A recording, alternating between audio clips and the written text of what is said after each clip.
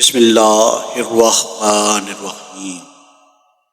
آج کا وظیفہ اللہ تبارک و تعالیٰ کے پاک نام الرحیم۔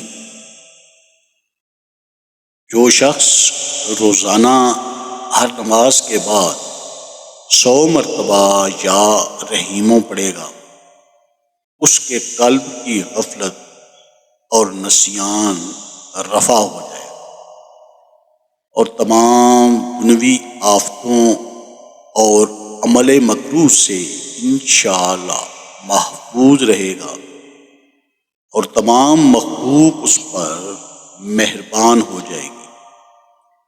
اور اگر اس کو مشک و زعفران سے لکھ کر کسی محفوظ جگہ بدخلق آدمی کے گھر میں دفن کر دیا جائے، اس میں حیات، رحم اور مسکنت پیدا ہو جائے۔